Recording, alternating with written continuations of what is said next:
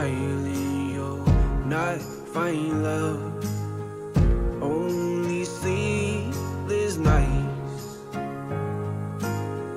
I'm just a ghost of the man I was, too weary to fight.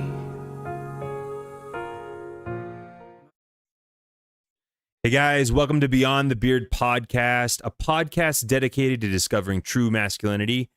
Today we're going to jump in to another man from history. But first off, Matt, how you doing, bud? I'm good, man. Yeah? Back to school, and kids come back next week, so there's no more meetings, which is just wonderful. If there's anything that will make you want to quit any job ever, it's 100%. meetings. It's meetings. Well, yeah, when Oh you're my back to gosh. back, I always hated it when I would look at my calendar and it would be just all nothing but meetings. meetings. You're like, I'm going to get nothing done. Yep. Yeah, It's terrible. It's especially as a teacher when you're like, I have 10,000 things I could be doing right now. Now Yeah. I've been back for a while, so I'm ahead on everything, so I'm not too stressed out about that. But I do get a little bored in the Yeah. meetings. I'm like, oh great, I get to hear what I'm liable for again. Isn't that great? Being a junior high teacher and hearing what you're liable for, like I'm just gonna throw this out there for those of you that don't know.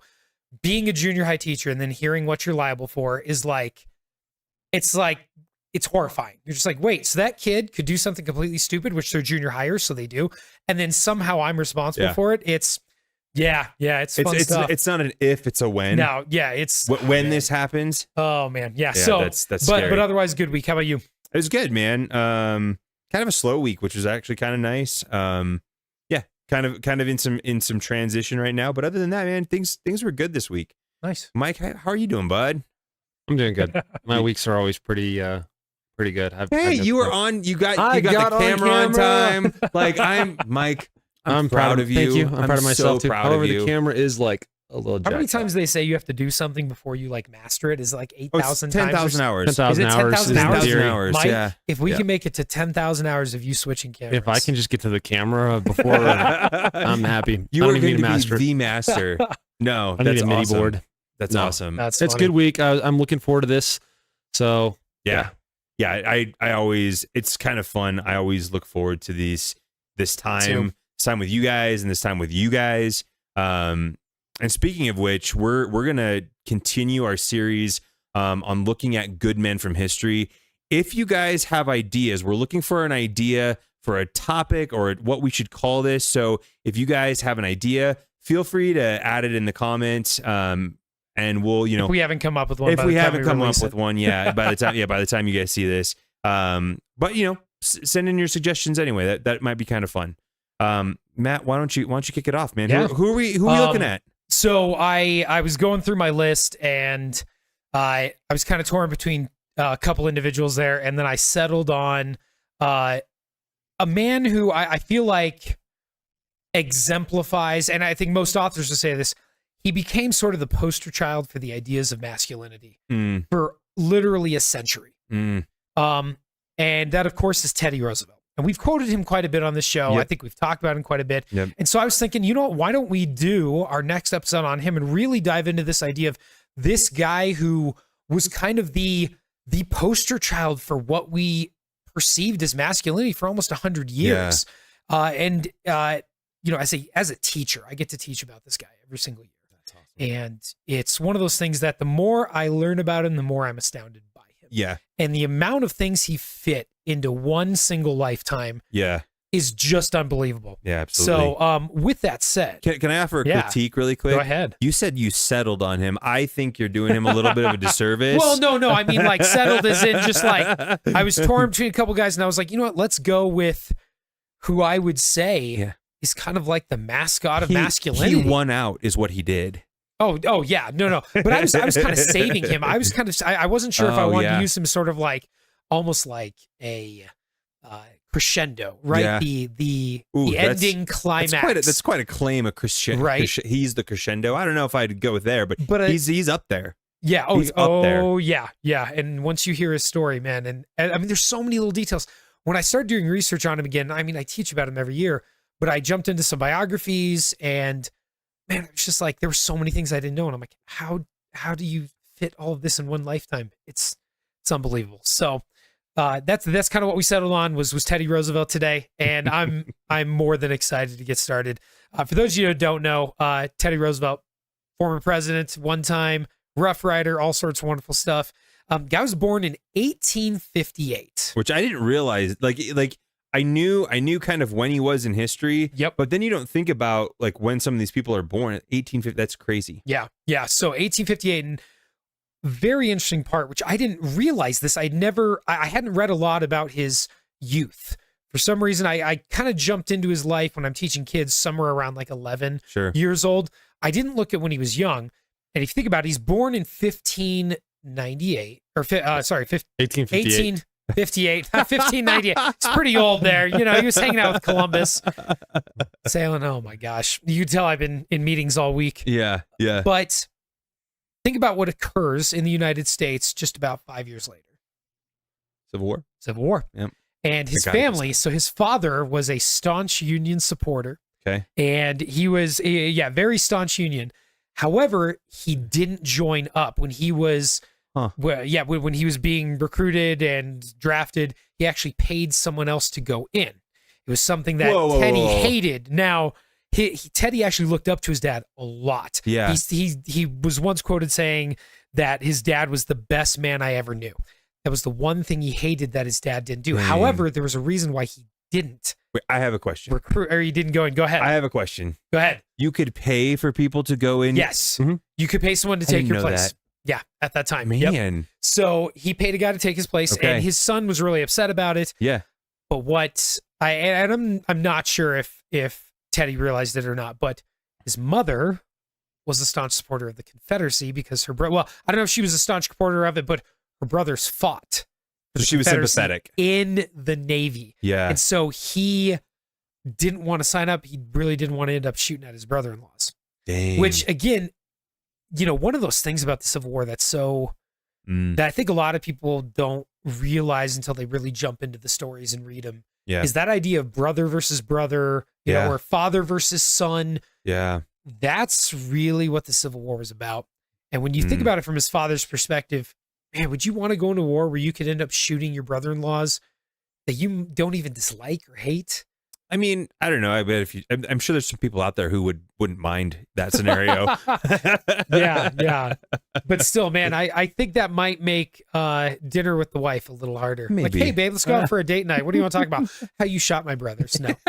So anyways, his dad was a really good guy, philanthropist, gave a lot of money away. Teddy always talked about how he was very energetic and always played with his kids, which I want you to remember that. Yeah. Because when we talk about later when Teddy's older and he has his own kids, when we talk about him later, you're going to see a lot of the same themes. And at the end, I'm going to have a couple questions for you guys, so keep that in mind. Okay. But so pay attention. He and they were very rich. He grew up in a very rich family, and they toured Europe when he was like 10 years old. Got to tour Europe. Basically, they wanted to study history and geography. They said, okay, let's go tour Europe to study history and geography. Yeah, good old homeschooling, right? Man, that must have been terrible. Jeez, yeah, it'd be horrible. Like, man, I'd so much rather sit in the classroom all day with Mr. Swantek hanging out in the computer room. But when he was about 14, they spent the entire winter on the Nile River in a houseboat. Yeah, traveling Egypt and sailing up and down the Nile River. Okay. How cool of a childhood is that? Right? Like, that's awesome. Dude, like, what'd you do for school? I went to the Nile and spent the whole winter in a houseboat. What'd you do? Yeah. I built a diorama about the Nile. Like, I mean, we did a section on Egyptian history. Oh, really? Like, what about? Well, we were on the Nile, and so we went and saw the pyramids, and then we went and Isn't I that dug wild? up some bones. Yeah. Isn't that wild? That's awesome. Something that a lot of people don't know though about him was when he was young, he had a ton of health problems. He was really frail and weak. He had asthma, terrible eyesight, had really bad stomach issues. I really identify with this guy, by the way. I was going to say. With all of that. Everything I just said, I'm basically Teddy Roosevelt minus all the cool stuff that he did. So basically, if he just remained frail and sickly. No, I'm just kidding. But it was interesting because his dad said, the only way you're going to be, if you want to be weak, stay weak. He's like, but if you don't want to be weak, you got to work out. So he made his son lift weights. He made him work out, swim, and he taught his son the discipline and the idea that, hey, you may have these problems. Yeah. Yeah, you do have things that are bad about your body, but don't let them stop you. Yeah. Go and do what you want. And something that stands out so much about Teddy Roosevelt throughout his whole life is his energy, is his athleticism, is all the stuff he did. He joined boxing leagues when he was older. When he was in college. Didn't he like always have people like wrestle in the White House? Was that him? Yeah, I think he held boxing matches in the White House. I remember hearing that one of the presidents. I'm not good at history, so let's see what I mean. Love this dude. Yeah. But like, I have a question for you guys though. Teddy Roosevelt, born into a rich family in the United States in 2010. Sure. Do you think the culture says, yeah, overcome your asthma and your weaknesses? No, I mean, well, that wouldn't make any doctors money, so no. Yep. But yeah, no, I think we live in a time when, that's not the message. It's like, oh, you have these things. Well, you need to be helped. You need to be taken care of. Yes. You need to be wrapped in bubble wrap and protected from the world. And it's honestly, it's a problem. It's a huge problem. Mike, what do you think? About being wrapped in bubble wrap? Yes, that's it. I'm claustrophobic, I so guess I'm Mike, we can't deeply see you. opposed. I guess I'm just trying to see if you guys had the same feeling. There we go. There I am. I'm just trying to see if Missed you the have the cam same again. feeling I did about when I read this, and I'm like, his dad is saying, yeah, you have these weaknesses. Now it's time to overcome. So I think, because I know a little bit about some historical figures. I'm really bad at a lot of this stuff, but I hear a lot of stories, and it's you very rarely care to listen to a story or admire somebody who did not overcome some adversity, right? Good Like point. there's always some, Yeah. and there's a handful, more than a handful, of or who are like Teddy Roosevelt, where their adversity wasn't like, oh, they were poor, and so they had to become wealthy. Yeah. It was like, no, they were born dyslexic, or they were born deaf, or they were born like frail and Yeah. feeble. There was something physically that they had to overcome.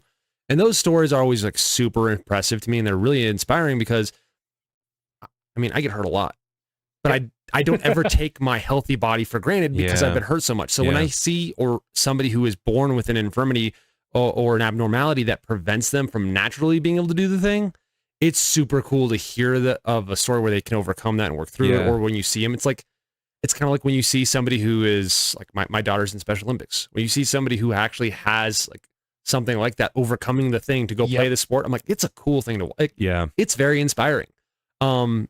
So yeah, when I hear that about Teddy Roosevelt, but then I think about now and today, like, well, you're being ableist. Right.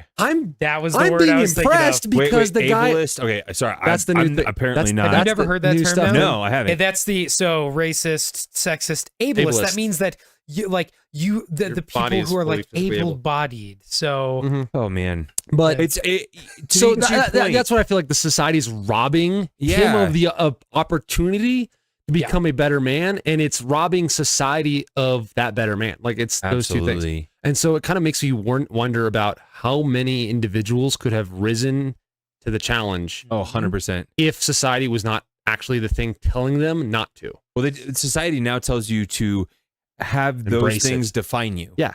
That's what. And this they're is almost weird. like a currency Why am I now, still on right? The camera? more weaknesses you have, the better you are. They're virtues now. Absolutely. Right? Your disabilities and your weaknesses are the your intersectional virtues. hierarchy is a phrase that you hear a lot. Intersectional. That's exactly where I was going. You guys hit on everything I was trying to go for when I asked that question. We're getting better at this, Matt. We're getting better at it. I know. We can, well, I'm training you just like I do my seventh graders. So you guys are a little quicker than them. It takes a little longer. But I do find it interesting that we live in a society now that pushes you to not overcome your weaknesses. That when you try to push people to overcome them, you're bad. Yeah. And it's really weird. And as a teacher, I'm telling you right now that there's nothing more frustrating than seeing a kid being held back by the fact that they're receiving too much help. Yeah. There's these things called 504s and IEPs, which there are kids that need them. Yeah, my daughter's there on are an a IEP. lot of kids that don't. And 504s are some of the most frustrating things I've ever encountered in my life, where it's like, well, you can get that for anything, basically. There's some that literally say, you will only grade what my child turns in. So if a kid turns in a paper and they do one single question on, they get it right, what do they get? 100%. 100%. Yep. And it's like, it makes sense, Matt. And they get an A in your class, while some other kid pulls a B+ who worked his butt off, right? Yep. And instead, we're giving them the same grade. It's communism, it's Marxism, but it's bullcrap, and it'll continue to be bullcrap. And Yeah, until we actually get intelligent people in charge of the education system, which won't happen because it's run by the I was government. gonna say that's never gonna And happen. anything that's run by the government is run by stupid people because that's what it attracts. I digress. But anyways, Teddy Roosevelt, on that note, he works to overcome all of those weaknesses. And if you think about it, when we talk about Teddy Roosevelt, especially in the later years, right, when he's running for presidency, when he's, joining the Rough Riders and establishing them and stuff like that, do we ever think about those weaknesses? Not even No, a little in fact, bit. he's hailed as the most athletic and active president we've ever had. That's like a hallmark of who he was. Absolutely. He took his weaknesses and made them not only his strengths, but defining him. Does that make sense? Like the weaknesses didn't define him. It was he turned his weaknesses into his strengths and overcame them. Yeah. Pretty wild. And we'll get into that a little more. He's grown up, goes to college. I believe it was Harvard. I can look it up. I don't know. I believe it was Harvard. I should have written it down. It wasn't. Should have been Yale, right? You're teaching Yale, me on Harvard, this one, man. I don't know. remember. What else was, I mean. Modern day, I'm kind of like, I don't know if I want to know if somebody would. This is back when they actually had a pedigree to stand Harvard? on. Yeah. He went to Harvard. That's what I thought. Okay, so I'm feeling better on myself. At least now. that's I'm my like, initial "Oh, it was Google Harvard? It was a filthy Yale result. They're both filthy. I don't care. But age 26, his dad passes away, and that was a huge moment in his life. He did talk about how that was a huge turning point in his life because that was just really hard. Seeing the man he, just admired so much and strove to be like, pass away and lose him was pretty tough. At age 26, I'm 36, and my dad is still going full bore. That's, I don't even want to think about losing 10 years of my dad. That's pretty rough. And he joins New York politics, so he's kind of going into politics a little bit. And then this is the part of Teddy's life that I think a lot of people don't realize. So his dad dies, he joins politics. A couple years later, Valentine's Day, his wife passes away, giving birth to their child, and his mom passes away. Dang. Loses. So now he's down his dad, his mom, his wife, the woman who he absolutely adored and loved. He had a couple quotes. He said, "The light has gone out of my life. My life has been lived out." Those are two of the quotes from his diary that he wrote after he lost his mom and his wife. So his wife died in childbirth. His mom died to typhoid fever. And just a huge point in his life. He literally went from, we think about Teddy Roosevelt, that energetic, happy, he's raring to go. And this was a point in his life that was just the depths of despair. Yeah. Right? Dang, To quote, I think it's Red Reddington, the Job-like lamentations that one must be going through. Yeah. When you think about that suffering. Yeah, absolutely. Did his kid survive? Yeah. Okay. And he ends up moving out west. Like, what does a guy do when he's in the depths of depression? What does he do? Goes on an adventure. Yeah.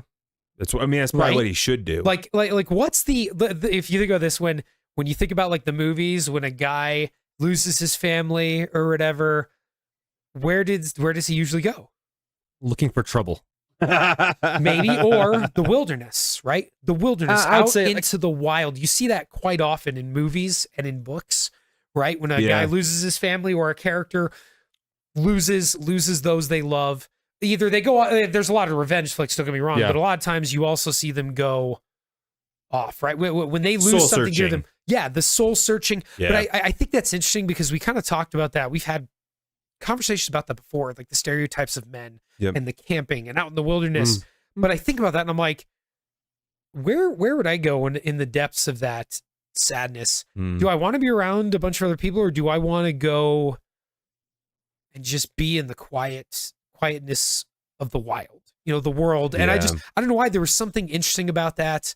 And it just made me, I guess it really reached at my soul. This man, Teddy Roosevelt, going through all this suffering and then saying, okay, I'm going to go out west. And he goes to the Dakotas, which you want to talk about suffering, living in the Dakotas. It could be considered that, especially at this time. And he comes from the city and he wants to become a cowboy. And these guys are kind of like, who the heck is this city slicker dude from New York, right? Well, he kind of fits right in with them. And there was a quote he gave And let me see if I have it here. Yeah, he said, there were all sorts of things I was afraid of at first, but by acting as if I was not afraid, I was able to avoid being afraid. I was able to learn to not be afraid. Like, sorry, I mean, what do you think? No, go ahead. What do you think? I was just going to ask, do you think that's different than imposter syndrome? Or like I would think it is. Like, well, so hold on. Imposter syndrome where you are capable of something, but you think you're not? Yes. And, okay. and I say that because in my mind, that is linked with fake it till you make it, right? And so while I tend to understand the sentiment behind fake it till you make it, it's interesting to hear like Teddy Roosevelt, even though he's afraid, like it's almost, I don't know, maybe it's a different message. I don't know. What do you guys think about that? He was talking about how he was like, we were camping out on the plains. He's like, and I was afraid of grizzly bears. I was afraid of wolves. I was afraid of, messing up. I was afraid of failing. He's like, and then I just told myself, I'm going to pretend like I don't have these fears. I'm going to pretend like I got this confidence, and it exuded from him. Even these other guys were like, "Oh, wow, you're pretty confident." He's like, "Oh yeah." I mean, I think that's a real thing. Like there is. I think it is different than the fake it till you make it. Oh yeah. Because at least I take the fake it till you make it as like, okay, yeah, I can totally do marketing. I've never done it before, but I'm going to act like I do, and then I'm going to eventually figure it out. Yeah, right. That's kind of what I don't think he was acting like he knew what he was doing. It was more like, hey, we need you to do this. Okay, how do I do that? This is how you do it. Okay, I'm going to do it. I feel like it's more of the mentality of like, I'm in the position where I have to do this, so I have to put those thoughts, if I can't, aside for this moment. Okay. Even though I don't believe I can yet, I'm like, doesn't matter. I'm here now. I have to do the thing. Like, and so I can see that being portrayed, or not portrayed, interpreted, differently by each person. So like, he'd be like, yeah, I had to fake it. Like, yeah, you're still scared, but that's who is not scared in the face of adversity on a lot of things. Like that's how you grow. We've discussed that before. That's how you grow. What you have to get out of your comfort zone, and that's kind of what that is. What do we call it when we overcome fear? Courage. Yep. To build a virtue, we've talked about this before a little bit, and we'll do it again. There's a guy named Aristotle. He talks a lot about building virtues. You've mentioned him before, I think. I have quite a few times. Yep. He should be mentioned quite a few times. And he says to build virtue, what do you do? Do you remember what we talked about? Do you guys remember? No. I don't know if you remember. No. You got to look to those who do it well, and you got to emulate them. If you want to be courageous, you have to act courageous, and you got to look at people who are courageous. And part of what I got from that was this idea of, look, I want to develop the idea of courage. I want to get over this fear. What do? I do it. I have to actively develop that. There's something I work with my seventh graders on. I talk about this all the time is, your habits become who you are. That's a Vince Lombardi quote, by the way. Just in case for you Packers fans out there. Yeah, that's right. We won our first preseason game day. I had to wear this in honor of that. Are you? Oh, come on. Jordan Love, 2 passes, 65 yards, and a touchdown. I'm just throwing that out there. It's the preseason. I'm just saying. Oh, I know. And this is where we digress. No, we won't. We're going straight back. Yeah, right back. But this idea of doing the right thing to develop a habit, right? Yep. You do it over and over and over again. Yep. So even though you're like, I may not be the most organized person, but I'm going to start by building to build the habit of organization by doing one thing over and over and over again. Then once I got that down, it becomes a part of me. I do the next thing. I think that's what he's referring to here, is that habit of courage by confronting his fears and saying, I'm gonna convince myself I'm not even afraid of this, and I'm just gonna deal with it head on. Yeah. And eventually that becomes a part of you. Yeah. Right? No, that makes sense. And so we see Teddy Roosevelt grow from a child who's pretty weak, frail, overcoming that through discipline, effort, training, right? Again, some things we associate with masculinity, absolutely lifting weights, swimming, athleticism, wrestling, boxing. We see him go into politics, taking on leadership roles. We see him become a family man and then lose a lot of that, right? So he was a politician before all this. Yes. Yeah, okay, he was and I forgot what he was in New York, but he goes from politician, well, we'll talk about that in a second, but he does go, he goes straight back to it.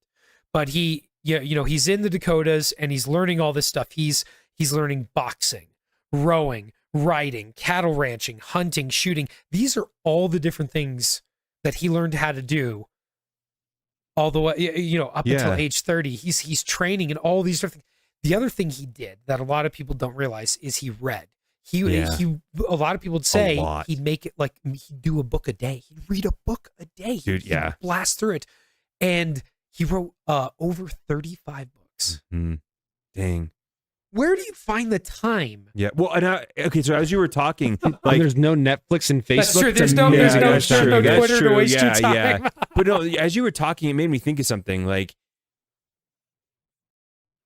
I think, at least for me, I tend to think that as I get older, right, I've missed opportunities to change. I've missed opportunities to learn different things. I've missed opportunities to pursue different things. And it just strikes me that he was 26 when this all went down. Yep.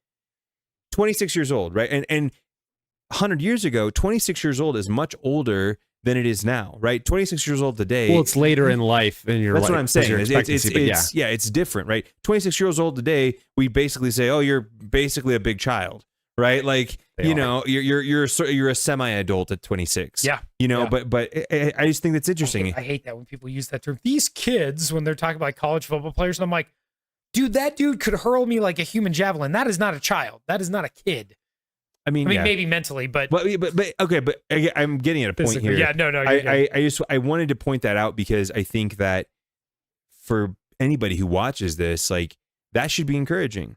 Like using the adversity to develop new skills and new things, and not being afraid to go try something new and probably fail, but then work at it and eventually get to a spot where he's pretty good at it. Yeah. So anyway, I just want to point that out. Yeah. And I keep forgetting to tell Mike, we got some pictures of Teddy Roosevelt, actually. Yeah, I can pull them up whenever. I'm waiting for your cue because you were supposed to pull them up. Right when Well, I don't think the audience even knows what he looks like at this point. Yeah, so give me a second. Yeah, we got. I think what's fun about some of these older pictures, especially, I think a lot of people associate Teddy Roosevelt with this picture right here. Give me a And second. this is It's not queued up yet. Oh, is it not queued up up yet? For some reason, your guys' cam is like There we not go. working That's on that okay. one. There he is. But- But gonna fly. the good old presidential photo, right? Yeah. And a lot of people view this one. But as you go along here, and you can go to the next one too that I have. Yeah, give me a second. queued up. You're good. I'm getting. But yeah, this is where we're at right now. Huh. Dakotas. Look at that guy. He looks like a Russian soldier. Oh, sorry. Like, I don't know about Russian. He looks like Davy Crockett, dude. He's wearing like some is sort that of like a a- skin cap and a Oh, buckskin. I guess so. Yeah. Buckskin outfit. He's got all that, man. Like Yeah. that's so cool. I love that look. I remember as a kid, we'd watch the old Davy Crockett Yeah. movies made by Disney back when Disney made good movies, and that was one of those images that always stuck with me was Davy Crockett with Yeah. the buckskin outfit. Okay. And I saw that when I was like, dude, that's what it makes me think of. And he's going through a lot of stuff. He ends up heading back to New York, and he becomes police commissioner of New York City. And what's interesting, I looked into that because I didn't realize he was police commissioner. And so I didn't remember reading that and I was reading about how he would actually go for walks in the worst parts of towns at night to make sure his guys were doing their jobs. That's Is funny. that not the most Teddy Roosevelt thing? Like, Man, it's so wild. Yeah, it's so cool. And so he becomes police commissioner. Eventually, he transitions into becoming the assistant secretary to the Navy, which is a cushy, high-paying, fun job where you just get to sit there in an office, no danger. And then something happens in 1898. Anybody know? the Spanish-American War. Spanish-American War. Well Yeah. done, son. Yeah, I'm Yeah. proud of you. So the ship, oh my gosh, which ship was it? The Maine explodes in the harbor of Cuba. Yep. And people, there's a lot of journalists like, oh my gosh, the Spanish did it. Turns out it was an internal explosion, so it was an accident. I'm almost if we look that up, they determined it was an accident. It wasn't a British or it wasn't a Spanish landmine that hit them. And it sets off the Spanish-American War. America gets whipped up into a fury, and Teddy Roosevelt, remember, cushy job, getting paid well, resigns his position and forms up a volunteer private military organization, essentially. Yeah. Is what it was, called the Rough Riders. Because he wants to go fight in the war. Keep in mind, he's born. That's this one right here, right? 1858, he's born. This is 1898. He's 40 years old. Okay. Oh. He resigns this cushy, high-paying, high-up job to literally start. Like, look at this. He gets all his buddies from Harvard. he gets some of the guys that he like rode with and did cattle ranching with, Yeah. and they start their own like military division called the Rough Riders. Which awesome name, by the way. I mean, if you're gonna pick a name, it's a pretty good one. Great thing about that is though, by the time they start heading off to Cuba, they didn't have enough room on the boats for their horses. Yeah. So they didn't even have any horses. They became the Weary Walkers. that was their nickname after the Weary Walkers. But like, first of all, look at the photo. First of all, can you see Teddy Roosevelt front and center, right? Yeah. Teddy always had to, he had to be front and center He there. had a little bit of an ego. Oh yeah. But I mean, I don't know how much you can accomplish if you don't believe in yourself. You know what I 100%, mean? Yeah. And his quote, and this is the thing is, I don't know if it's so much ego as it is confidence. Sure, He had a sure. quote about the men that he was with, and he said, most of them were better riders and most of them were better shots, but no one could command them as I could. Mm. What a cool quote, right? Like, yeah. again, giving that, giving that confidence to your men Yeah. and knowing your place in the hierarchy, knowing, look, I may be the leader. That doesn't make me the best, but the leader isn't always the best, right? Yeah. It's just a different role. It's a different role, very different role. And Teddy knew how to take that on. That's And cool. they, of course, become very famous at the Battle of San Juan Hill and the Battle of Kettle Hill. He also served, a lot of people don't realize this, he served with black regiments. He and the Rough Riders were fighting with black regiments. Yeah. We're going to talk about that at the end, but he was one of the very first presidents who really took on an active role of pushing black people into government roles Interesting. and bringing them in. Huh. Pretty amazing. I have a Like quote for you guys at the integration, end. Yeah. Oh yeah. Long before anybody else did. Yeah. And very. Hey, I guarantee you that had a part of it. Yeah. When you fight with another, when you're fighting side by side with a man absolutely. and you got each other's back Yep. and you come out of that alive. I've never been in combat, but I can't imagine the bond that has been formed in that sort of a fire. Sure. Right. Sure. Fire of combat. Yep. And they become he's welcomed back as a hero. By the way, he ends up getting awarded the Medal of Honor in the year 2001. Dang. Oh. 2001, the United States decided he deserved the Medal of Honor for what he did. And they gave it to Dang. him. Pretty wild, yeah. Yeah. So kind of a cool little story there. But again, all these guys are volunteers. Right. What is that? I mean, think about men who are real masculine and have you ever met someone like that? But then when it's time to like show up for a fight, Yep. They're gone. Mhm. They don't. They They're disappear, They're, yeah. Yep. this dude was in a position where he wasn't going to have to fight. Yeah. Sit at home. He didn't need to. Didn't need to. Literally resigns that position Yeah. and gets his buddies from college. Yeah. Gets his buddies, his cowboy buddies, and they literally for the sole purpose of, hey, we got to fight in this war. Man, reminds me of Pat Tillman a little bit, but It does. It does. Yep. no, that's man, that's super kind of convicting, right? Like what would I do right now outside of maybe take care of my family? Like what could happen that I would be so convicted to leave everything I had built to go, I'm going to go put myself in harm's way? I would argue that it's a little different these days. How so? I mean, Okay. So if I was going to fight a war in World War III, it wouldn't be bombs and bullets. It would be dollars and cents. sure. With China, like that's one of the big theories out there right now. China owns most of our debt. Then you can actually buy a lot of political power. There's a lot of propaganda. So in other words, Right. the biggest fronts being fought typically are not the ones where you have soldiers on the ground. Sure. And I wasn't necessarily so- saying war. Well, no, but what I mean is like the fight then looks very different on a day-to-day basis. Oh, yeah. Sure. Well, I So- mean, now you can push a button and blow up. You can, but Literally like hundreds to, of people, to thousands Tim's of people. like to Tim's point, you're like, I don't know if I could leave. But I'm like, I'm not blowing this whole thing up to some sort of a grand scheme, but Sure. this is our efforts to put a voice of sanity, at least what we deem as sanity, back into society, right? Right. Yeah. Yeah. This no. is on some level, this is us joining a fight. I get Sure, what you're and saying. that's I fair. think So what he's I'm- trying to point out, though, is that It's a gut check. It is. yeah, it's but it's one of those things that like this right here isn't really putting me in harm's way. No. You know what I mean? To Yeah. an you'd be extent. surprised. Okay, let's look at this. Well, that's what I mean. Like, I don't But- think harm's way looks like what it used to. Like, you Yeah. could still go overseas, but now, like, your job can be removed from you at any moment. Sure. I mean, You could be and I agree with blacklisted that. from every college, every high school, every you'd elementary school, and you would not be I able to would be earn a surprised living, if right? that lies somewhere in my future, to be honest. So I'm saying, Here in like, Colorado. we're entering an era where speaking for what you believe in is Yeah. becoming a Yeah, point where you're that's putting fair. your livelihood and your family on the line. But I definitely think there is a difference when you're. Yeah, There's a again, difference. I have no idea what it's like to put myself into war. Yeah. Put No. myself into a position like that. Yeah. And I don't want to pretend that I know what that would be like yet. But it does, when you have a guy who's, think about it, he grew up rich, grew up pampered Yeah. to an extent, but not really, because his dad said, it doesn't matter if we're rich, you're still going to work. You know what I mean? Yeah. And you can see it in him, that honor, that sense of duty. We talked about that a little bit with Audie Murphy, that idea of, it is my duty to serve my country. It's my Sure. duty to fight in this war. And to an extent, you see quite a bit of justice in this war. We see a lot of camaraderie with the United States looking at Cuba and saying, look, we have this, country that's being controlled by a European power and wants their freedom. Wow, who does that sound like?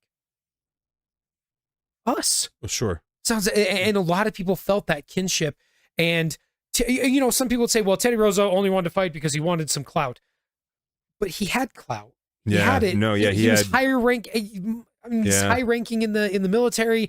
He's got this cushion. He was fine. Yeah. But instead, he threw himself into harm's way, and that tells me a lot about his sense of duty, honor, and Sure. that discipline from his childhood. And Yeah. you can see that coming through. It shows a lot about his character, and the fact that he didn't just hang back. He was up there with the guys. You know what I Yeah. mean?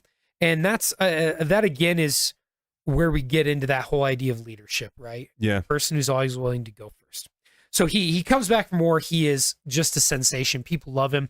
He ends up becoming governor of the state of New York. Yeah. Governor of the state of New York. Yep. New York. And people just love him. He works his butt off in New York. I wrote down a couple things. He does things his own way, right? So the political bosses hate him, right? The people above you, they never like a wild card, right? No, They no. want control.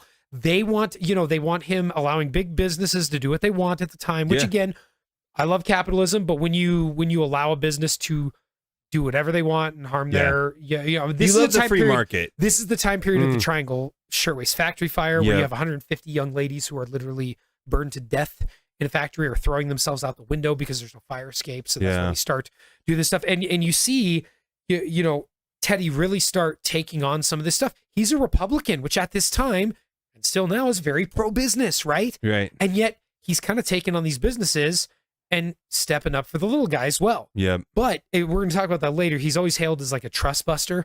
It's interesting what he did. It was more of like hey, look, you want your business to run, you got to give a little. You got to give into these regulations a little bit. Yeah. Otherwise, it ain't going to work. Right. And he was more of like a trust regulator, not a buster. It's Sure. really kind of interesting. But these political bosses don't like him, right? Because they can't control him. So they have this idea of let's put him in a position that does very little. Vice president. Sorry, my bad. But also totally true. This idea that you can put him in the vice presidency and then he can't do anything. So he becomes vice president for McKinley. They run, they win. What happens to William McKinley? I don't know, Matt. Tell us. You guys don't know? Dude, I'm not a history buff. That's why I'm He here. dies, right? He gets assassinated. Yeah. Okay. Yep, he gets killed. Yeah. And now who becomes president of the United States? Let's That's see. fantastic. Teddy Roosevelt. Yep, there we go. I love that picture. This picture right here, if you take a look at it, something we teach new teachers is we talk about this idea that when we do Socratic seminars with kids, a lot of times we use texts that are written, but a text can be anything. It can be a photograph. It can be a quote. It can be a person. It can be a painting. There's also, it can be an experiment, right? In science. Right. And so we look at this photo, just looking at this photo. Like what do you see in him? Man, I see joy. I see Fine looking mustache. Oh, absolutely. That's a absolutely. studly mustache, right? Yes, it is. I see a guy who like sees the future and really is excited about what he's doing. Oh yeah. See confidence? That's the first, whenever I saw joy, that was the first word that came to my mind was joy. Yep. And you can see it. There's a big difference between happiness and joy. Happiness is Absolutely. a temporary elation. Yep. Like, you win the big game or your team wins. Yep. You feel elated. Now, the next day you're still happy, but it's not the same feeling. You don't Sure. have that same high, right? Happiness is a high. Yep. But joy is finding the goodness at all times. Yep. And you can see it in that man's face. You can see it in his face. You know the suffering he's been through, and yet you see that genuine smile. Yeah. And I mean, when you're looking at voting for someone, yeah, like that's the guy you want to be with, right? Absolutely. And so he takes over as president and immediately just goes to work. He does the Panama Canal eventually, which of course is one of his greatest accomplishments, one of the greatest accomplishments in the history of all mankind. Yeah. And it's unbelievable what they had to do to get that done. Yeah. All the politics involved, the international relationships. Well, just the logistics. The logistics of it, of literally cracking a continent in half. Yep. Yeah. That's what he did. He broke a continent in half. I don't know if I'd say break. He dug a big hole, though. I mean, I like that description. We're cracking that the continent breaking in half sounds way better. It does. I mean, we're arguing semantics at this point. I like it. He cracked whatever continent in word half. you want to use. That dude broke a continent in half, cracked it in half, split it in half. He dug a big hole. It's pretty awesome. And you look at like just the engineering feat that was, the organization, everything. And the willpower it took to get that thing done, just incredible. No, this happened during his first No, this was that's his. That's what I think that was actually his second actual term after being elect. So he serves as president after, so he gets filled in, right? Then he gets elected twice. Yep. So, but yeah, he accomplishes a ton of stuff. Great White Fleet, which is he builds up America's Navy and has it tours around the world. He wants to establish the United States as a world power. He would just beat Spain, right? Yeah. We pushed Spain out of Cuba during the Spanish-American War, and all of a sudden America is really emerging on the world stage as an actual power. Right. Europe still doesn't respect us that much. It wasn't until after World War I that Europe begins to respect the United States, where we see the United States really take front and center stage. But this is the beginning of that. Great White Fleet. We see the national parks established, right? He establishes 5 national parks. The 5 he did were Crater Lake, Wind Cave, Sully Hill, Mesa Verde here in Colorado. Yeah, that's pretty cool. Pretty cool. Yeah, there's another one. I don't think I wrote it down, but the Mesa Verde one really hit me. I lived in Colorado, man. We have so many great national parks here, sand dunes and all that. But it's cool to think like, man, that was Teddy Roosevelt. Mm-hmm. That was Teddy Roosevelt. Well, he was into preservation. Oh, yes. Yeah. So like, and I want to get into that in a second. I want to kind of list off the accomplishments. Then I want to kind of talk about how it goes. We see the trust busting, right? Where he regulates these big, huge companies and gets them to kind of actually work with the workers. He ends a big coal strike and strikes a deal between the workers and the coal company because it almost ground the whole country to the halt because what do the steam engines run on? Coal. What does power plants run? Yeah, everything at this time is running on coal. Yeah. And so when that thing shuts down, when those All coal the mines shut down, trains, the whole country shuts down. He didn't let that happen. He sat down with both sides and hammered it out. So he was also the first union, apparently. He guarded it between the union and the bosses. Yeah. So a very interesting story there. This is all first. Well, no, this is all his whole presidency. I'm just listing off everything. This is his whole presidency. With the Trustbusters, the square deal, right? That was his big speech. Americans deserve a square deal. Yeah. And he ends up winning a Nobel Peace Prize. Did you guys know that? No, I didn't. I did. He wins a Nobel Peace Prize. He stops a war between Japan and Russia. You want to know how he stops it? He threatens them both. I was gonna say, isn't that where walk softly but carry a big stick comes from? Speak softly but carry a big stick. Yep. And just what a weird guy. I don't think he's weird. I think he's what an interesting presidency though. You have think about this.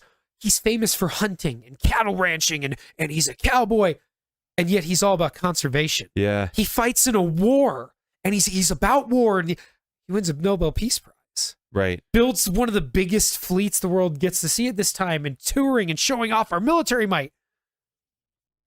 Like, he's a Republican for businesses, right? Capitalism. Right. And yet he's the trust buster, trust regulator. Right. He's just one giant paradox of a man.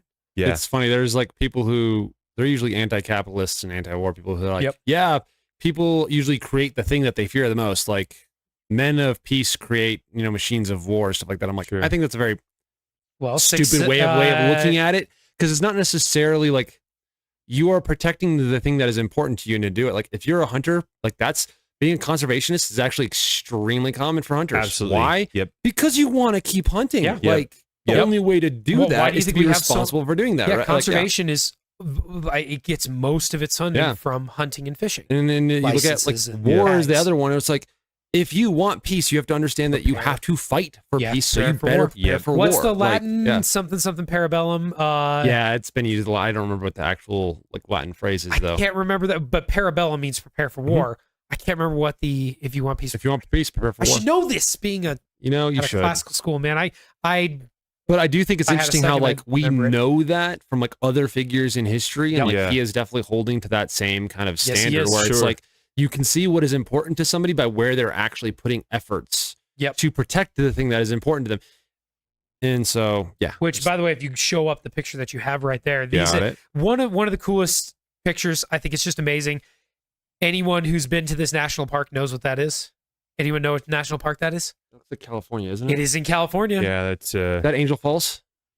Yosemite Valley. Yosemite? Yep. Okay. So that's Yosemite. Yeah. Is that And what fall who's is next that? to Let him me see. in the other picture? I don't Do you guys know who I that have is? no idea. who That is a ZZ fellow. Top. That is a no.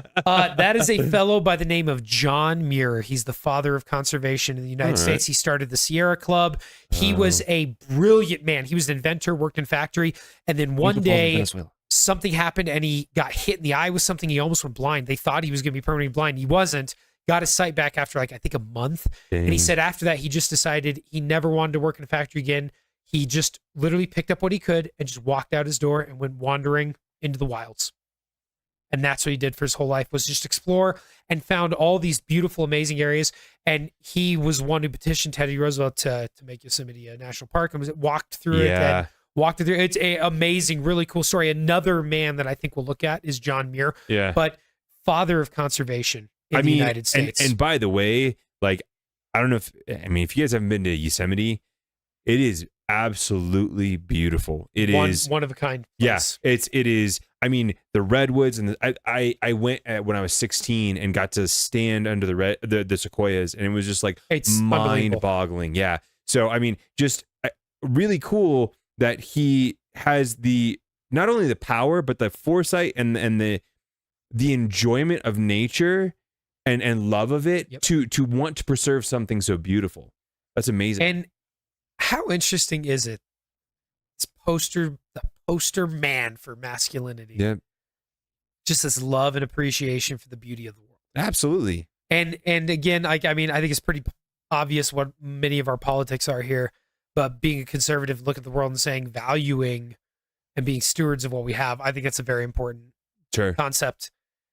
I think there's lines there, right? But at the Mhm. same time, I think what Teddy Roosevelt did there was just, it shows the balance within him, mind, body, spirit. Yep. Being able to recognize beauty, Yeah, absolutely. being able to preserve it. Yep. Like that's, I think that's really lost in our modern age, the recognition of beauty. I Yeah. don't think a lot of people know what true beauty is anymore. I think, well, I would love to do an episode on that though, beauty and how it relates to masculinity, Sure. because it's such, usually people would associate that with feminism or with femininity, right? Yeah. I should say. And that idea of beauty and how there is an aspect of masculinity to that. And I think that'd be kind of an interesting conversation. It's off topic. But yeah, presidency, absolutely incredible. He's hailed as one of the greatest presidents of all. He retires from the presidency, steps down, and he picks his successor, a man named William Howard Taft. I forgot to get a picture of him. I don't want to be too mean, but the thing that He's Taft, like the opposite. yeah. Anybody know Hold on. perhaps a interesting fact about William Howard Taft? I know that he got stuck in his bathtub. He got stuck in the White House bathtub. He was easily the fattest president of all time. Yeah. He was actually a really good dude. Really Yeah. nice, very genial. He did not want to be president, though. He hated it. His Dang. wife wanted him to be president. Yeah. And she pushed him into it.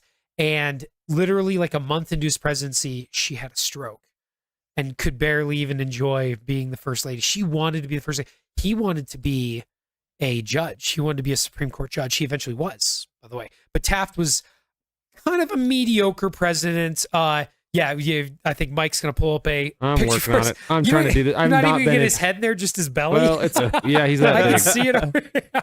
I haven't done But, PowerPoint in a minute. But so, Taft ends up actually undoing a lot of the things Teddy did, a lot of the progress. He's kind of the pushover. So the bosses come in and say, good, do what we want to do. So he kind of starts undoing a lot of the progressive ideas that Teddy Roosevelt had. Which then progressive meant something very different than what I was going to say, now. modern day progressives, I'm pretty sure Teddy Roosevelt would probably... He'd defend every single one of them. Not only offend him, I'm pretty sure he'd fight them all physically, like in a boxing match. But yeah, there's very big difference between modern day progressives and back then, which we can just call them commies. Can we just call them filthy commies? Because that's what they are. I'm being mean, but I'm not. It's reality. If the reality offends you, you're the problem. Switch to that. But Mike's got us a good picture there. I think he's gonna throw it I up. got it. I don't like PowerPoint at all.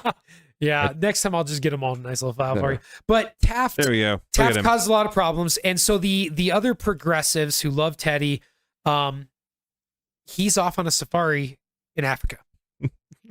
Right? Like, hey, I love that. I'm done with being president. I'm going to go on a safari. Yeah, that's awesome. Literally, he's like hanging out with lions and hunting. Yeah, I mean, it's crazy. So that's not the safari, by the way. That's different pictures. So save that one. I should have gotten the one of the safari. I forgot to grab it. We can pretend that was the safari. You can pretend it was probably no, like one, that. I want you to say that one because that one is something I never knew about him, and I want to show you. It's amazing.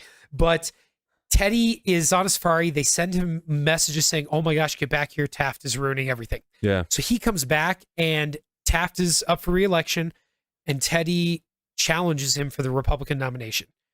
And he is like, remember, he and Taft used to be buddies. He was Teddy Roosevelt's choice. Yeah. But he treats Taft horribly. He calls him like, he picks on his weight a lot. He calls him a fathead and an idiot and all this stuff. And so Taft, like, it really hurt him because he looked up to Teddy and to have him ripping on him like that. Yeah. And again, I think this is one of the things we need to point out. We love looking up to our heroes, but I think we also have to remember we're all human. And this is where you see a pretty dark side of Teddy, that competitiveness, that desire that I'm the one who's right and I know what to do. Yep. And he ripped Taft really hard. The Republican convention comes to an end and Taft is selected. Whoa. Yep, he wins. And so Teddy, being the person he is, runs off and starts his own party. He calls it the Bull Moose Party. Yeah, and he right. campaigns and he gets on the ballots. And then for the first time since before the Civil War, we end up with a Democrat president. Yeah. Because the Republicans split the vote. Yeah, split the vote. Yep. People vote for Teddy. People vote for Taft. There isn't enough. Yep. And lo and behold, we get a man named Woodrow Wilson. Yep. Who becomes president. Yep. And he and Teddy Roosevelt do not like each other. Shocker. Teddy doesn't like him. And so Teddy decides, okay, I'm getting out of here for a while. And he goes to South America to chart the waters of the Amazon, the tributaries. Now I go. Well done, Mike. We're gonna work on our queuing system. By the way, no, that was perfect. You did it perfectly, man. That was great. Nice and timely. So for those of you who have lost yourselves so far, Wheat Kid spends his summers in Europe and on the Nile, and overcomes his weaknesses, becomes a family man, joins politics, loses his family, all this suffering, goes into the wild, becomes this cowboy, goes off to war, becomes governor, becomes vice president, becomes president, goes on safaris, challenging, splitting the vote, getting the first Democratic president in there, even though he didn't want that to happen. And now he's going to South America to literally to explore the tributaries of the Amazon. This is one of the most interesting stories. I never knew this. So this dude is pretty wild. You can tell he has confidence. They're doing their exploration thing. At one point, during his campaign for presidency, that second time when he's going against half of them, he is almost assassinated. Yes. He gets shot. Oh, okay. So I knew that. I forgot to mention that. I had it written down. I totally forgot to mention. He is shot, and that's, of course, the famous story where he gets shot. He's a hunter. He's like, hey, I'm not coughing up blood, so I'm okay. And he finishes his speech. And in fact, they never removed the bullet. It would have been really hard to remove it, so they just left it in there. And when he goes on this trip to the Amazon, he is trying to get back in a canoe, and he jumps, and the canoe sort of slips, and he falls on some rocks. And he gets hurt, and he eventually gets an infection. He catches, I forgot which fever it was. He gets really sick, and it got to the point where he was so sick, they couldn't move him. And he told them, go on without me. I'll commit suicide with morphine. Okay. That bullet was still in him, and it was causing problems with his health. He literally said, don't quit on me, boys. You go off, and you finish our goal, and you chart all the tributaries I'll stay here and I'll just take my own life with morphine.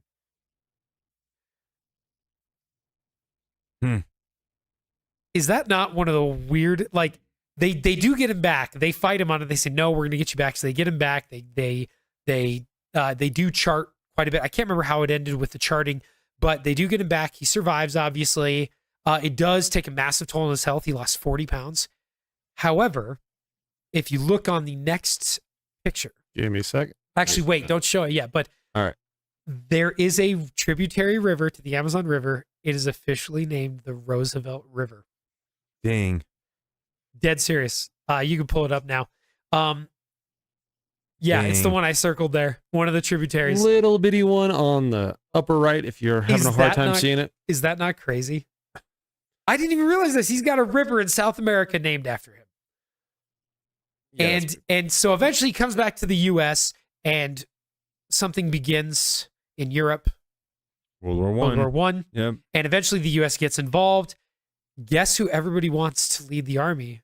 Oh my God. I didn't know this. Teddy I did not- Roosevelt. He wanted to take the army over. And Woodrow Wilson says, Nope. no, we're going to send this guy named John J. Pershing. He's taking him over. He's the general. And Teddy was so mad. He hated Wilson for that. Like that, that just forever and ever. Just hated him for it. World War I comes to an end. Teddy's 60 years old. And he's having... Okay, by the way, let's stop there. Go ahead. 60 years old, by the way. Okay, so basically the mass majority of this stuff has happened between the time he's 40 and 60. In 60. 20 years. Yep. He used to drink a gallon of coffee a day. He'd carry around a giant jug of coffee. Shoot. Man, Jim, if fitness influencers would be screaming at him. well, it's still not a good idea. No. And you'll just see, saying. I mean, he's age 60 Yeah. and he's having some health issues, some breathing issues. Yeah. I think it was his heart. And I can't remember. I should have written it down. I don't know why I didn't write that down. I was reading it literally just a couple days ago. And he's going to bed and he asks one of the servants who's working for him, hey, James, can you please put the light out? And those are the last words Teddy Roosevelt ever speaks. They wake up the next morning and they find him dead. Dang. I believe it was heart failure. I don't know if you can look that up for us, Mike. Give me a sec.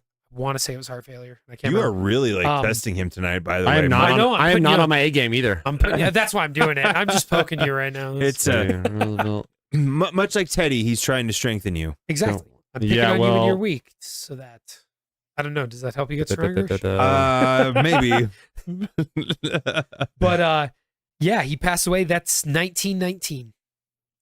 January 5th of 1919. Teddy Roosevelt, one of the greatest presidents ever, one of the most incredible men, passes away in Dang. his sleep. And it's a really calm, weird ending to just an unbelievable man. Yeah. And I mean, if you go back through this video, if you've been watching this so far, and you go back and just listen or go and read about it, go read. And by the way, Yeah. one of the things I always tell my students is don't believe anything I say. Go read it. Yeah. Go look into it. I guarantee you I've gotten things, I probably got something wrong or I'll forget something again. I forgot how he died or what exactly it was. But we look at this man's life and we see a man who is a Republican, but who stood up to big business and the big bosses. We see a Yep. man who was a hunter and a fighter, and yet he stood for conservation and peace. Right. I mean, he's so many conflicting, paradoxical things. I think it's only paradoxical though from our viewpoint, right? I think That was going to be my question. Is it actually a paradox, though? I mean, I always think there's this duality to people, right? And having a healthy balance in there is really where people, I think, are able to accomplish great things. Yep. Right? Because anytime you lean too far one way or the other, right, you tend to fall out onto the extremes, and you I think you lose your way a lot of times. And so I think what you see in Teddy is you see this guy who's balanced and understands value in a way that other people just don't, right? Because he's not afraid, right? I think a lot of times too, like we get so scared of offending people, or we get scared of losing what we have, that when we see the right things to do, or we know that the right things to do, we don't necessarily pursue them. And I think Teddy understood. It seems to me, at least like reflecting on this, he could see value, and he was not afraid to fight for the value, whatever it was. Right. And so he saw the value of the beauty of nature, but he also saw the value of hunting and that kind of stuff. And so he wasn't afraid to follow either of those. I want to point out that you said the word balanced. Yeah. And when I asked the question, when I said like, oh, he's a paradox, I was going to ask the question, but was he really? Yeah, no. Because if you look at war and peace, there is a balance to those things. I'm sorry, World War II had to be fought. I don't care if you're a pacifist. I mean, and there were pacifists who contributed to the war effort because they understood what was going on. Yeah, they knew what was at stake. Yeah. And there are moments in life where fighting is required. Yep. And there's moments in life where peace is required. I would say, I mean, peace is, I don't know if peace is preferable to war in some instances, but the idea that we do want peace. Yeah. But there are times where that fighting is mandatory. Yep. In order to maintain peace. Yep. And it seems weird, but it's the truth. This idea of conservation. How did, he loved hunting and stuff like that, but he also understood that in order to hunt, you had to have things to hunt. Absolutely. How do you have things to hunt? You got to conserve. Yeah. You have to have places to hunt. These beautiful, one-of-a-kind landmarks like Mesa Verde and the Great Sand Dunes. Man, we went there just at the beginning of the summer.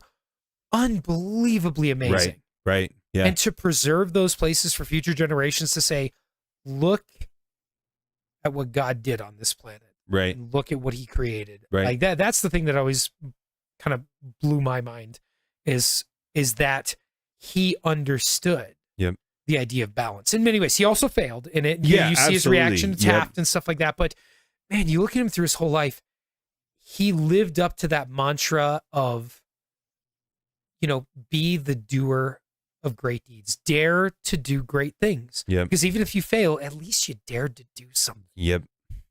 Right? That man in the arena quote, right? Like that one of the greatest curses. I always remember this from 300. You guys remember that movie 300 when Leonidas looks at that traitor and he is Sparta. No, I was thinking the one where he points to the traitor and he says, Theodore, may you live forever. Yeah. Because what was the greatest honor? Dying in battle. Dying honorably. Yeah. So telling man, may you live forever. What a curse, right? Like it's like Braveheart. Live daringly. Like, one of the things about this podcast I've been thinking about is my brain, you were looking at me. I'm like, I was thinking of the other quote. What is it? Like the brave taste of death merely once, but a coward dies many times. Something like that. I'm butchering it, but it's kind of along the same line. I have to look that up. Totally no, you're good. You. I was thinking about this podcast and how I was definitely intimidated by it a lot more than I thought once we started doing it together. Yep. And I just remember being intimidated by this idea of putting myself out there and putting my ideas out there and being challenged on them and stuff like that, which I imagine will happen. Yeah, absolutely. But it's one of those things that, I look at someone like Teddy Roosevelt, I'm like, do I want to end up on my deathbed saying, wow, I really wish I would have fought for some more good things in this world? Yep. Or do I want to be on my deathbed and say, I gave it my all and I left it all out there? Do I want to be that person that comes off the basketball court and says, we lost and I didn't put my best effort in? Sure. Or do I want to be the person that came off the basketball court and said, I left every single ounce of energy and effort I had on that court? Yeah. And that's what I think about when I think of Teddy Roosevelt. He was a guy who in 60 years did more than most, like literally probably 3 or 4 entire people. Groups of people. Yeah, absolutely. I mean, and then It's you put it into perspective, right? Like, okay, he's doing all of these things and he's reading and writing. Yep. Like it's interesting. I've been listening to something called the Manvotionals from Art of Manliness. Okay. And it's pretty great. They kind of go through and they bring out like short stories and poems and like Marcus Aurelius's writings and different like excerpts from newspapers and stuff. And I'm not gonna get it right, but essentially there's an author back in the early 1900s, probably this era, and he talks about how men use their time and how those who take hold of their time and use it wisely are able to accomplish great things that seem impossible because of how they use their time. Yep. I was going to say that what you just said there, I think that was one of the most convicting things about studying Teddy Roosevelt was looking at the fact that, dude, how much time do I waste? Yep. When I'm just putzing around on the internet watching videos or scrolling through Twitter or whatever the heck it is. Absolutely. And when I get caught up doing that, instead of trying to help myself grow and become better, trying to help my son get better, you know, that is definitely something I pulled from Teddy Roosevelt. And for you men out there, that's the kind of thing you want to look at. When it comes to these men, look at what they did well, emulate those things. Look at the failures, though, too. Look at where Teddy failed. I mean, you look at that expedition to the Amazon, he made some really awful decisions during it. Yeah, I briefed over it, but if you go read it, he kind of almost thought he was invincible. It was too much confidence, and it went into arrogance and almost got him killed and almost got other people killed too. And learning that even a man like Teddy Roosevelt needed to learn some humility. That's a big part of manhood too. I had a couple quotes I wanted to read for you guys. These were ones that, and these are some lesser known ones that, you know, I never really share. I mean, if I may pause you, Mike, why don't we close with that? I think I would love to close with that. But so in order to do that, Mike, I wanted to get any. No, you guys always ask him like, no, I don't have any. I'm just trying to run the cameras, guys. I don't know why you're doing this to me. I'm very willing to interject when I feel as though I have either something I need clarified for me so I can understand what's going on, or I feel like hearing the sound of my own voice. So, no, I'm good. There's nothing. I like what you covered. So I want to read just two quick ones, and then I want to end with the man in the arena, which is it's good. It's that worth quote is going to be repeating, actually the theme of my school year for my students. Love it. And I'm going to read it to them, and we're going to go over it multiple times throughout the year, and I'm going to say, how are you doing?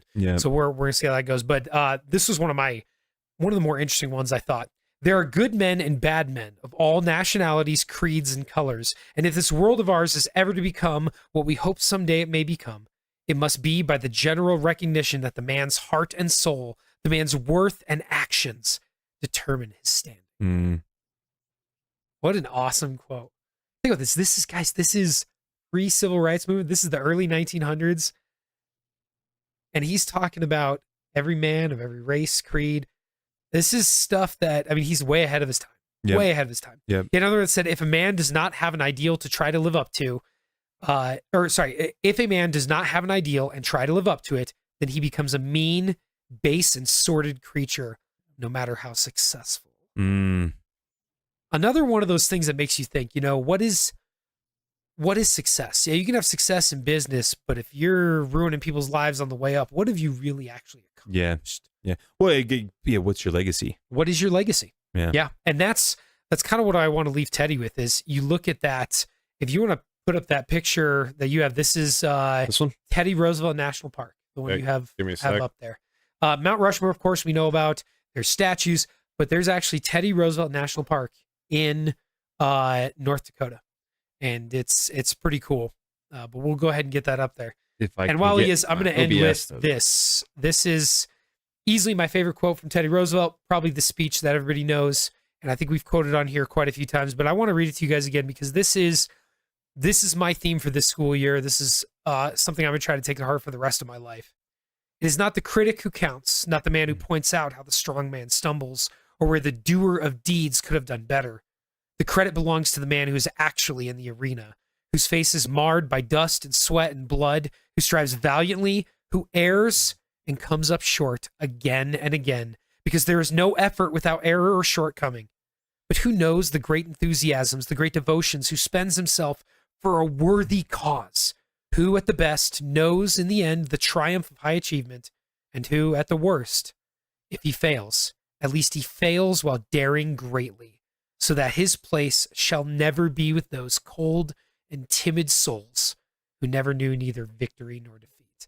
Men, that's how you need to live your lives. Live your lives like the man in the arena. Don't be the critic. Don't be the weak and timid soul that sits on the sidelines. And when you're sitting there on your deathbed saying, wow, I could have done so much more with my time. Don't be that person. Go out and do great things. Dare greatly, fail greatly, and succeed greatly.